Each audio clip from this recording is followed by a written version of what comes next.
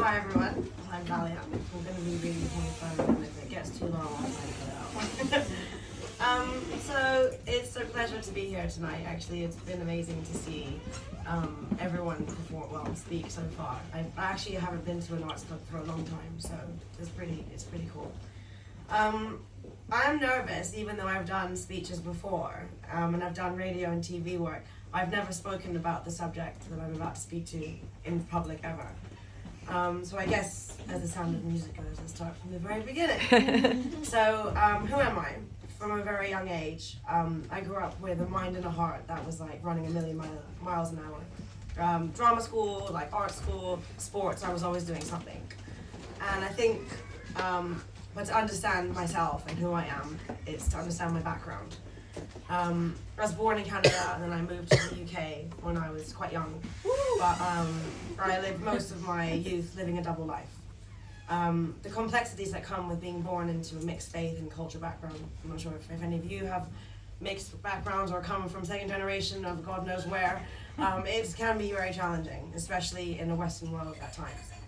And I think it was definitely challenging for me.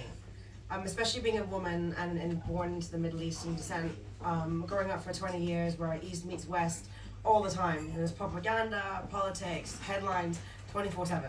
And I think for me that was just being lost and confused just felt like an everyday thing for me.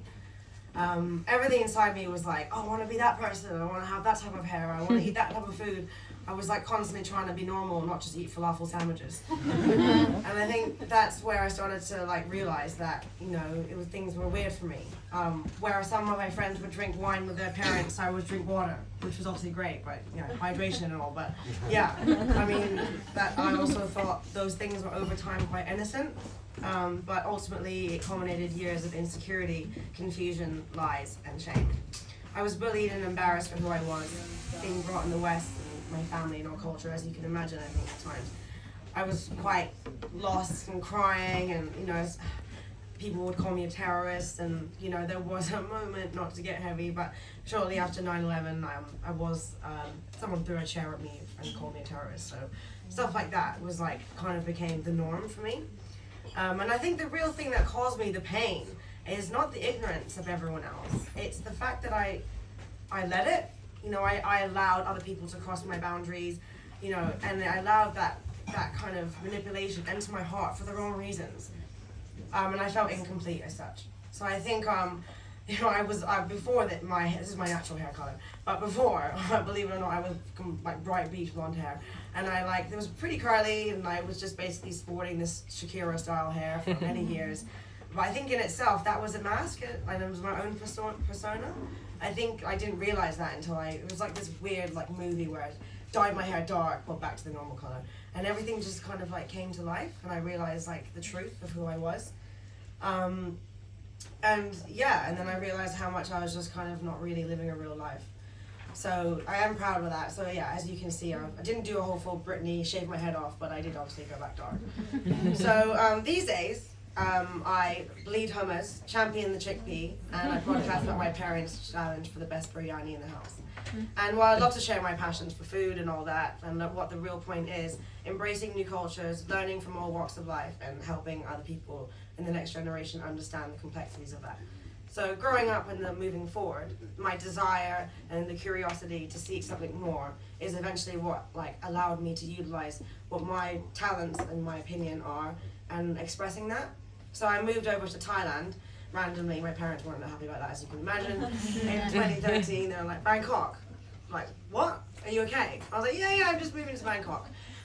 So yeah, and so I ended up just going on this kind of not very eat to pray love, because it was definitely a lot more challenging. I actually went to this PR agency and got told I was too bohemian, and did some soul searching, tanning, lots of drinking, and then actually what ended up being amazing was I got a really cool job as a lifestyle journalist for a newspaper. And then it's there where I started to understand pushing boundaries, meeting new cultures and all that. But I did think I was living in kind of a bubble. It was a paradise I never wanted to wake up from, and I think perhaps I still hadn't dealt with the past. And I kind of think sometimes I was too reckless. I was constantly pushing the boundaries, getting carried away, as a lot of us do, and just like kind of like seeing what else I can do, and like, you know, oh, let's do that and let's do this, and you know, thinking you're invincible and all that. Of course you're not. And I guess the question is, why? Why did I feel the need to push the limits? And I had a few car accidents, motorbike accidents, you know, even that still kept me in Thailand. And I think after a few, like I took a bit of a detour, went to a few other countries. Anyway, I could ramble on about all my experiences, but I think the main point I want to touch on is how intriguing it is that like where you kind of get to those moments in life where you're like, what is really going on here and all that. So anyway, I left for a bit, went back to Thailand, and I think that's where I finally became the woman who, obviously it's still like an ongoing journey, but I'd like to say the woman who I have become and am going into now.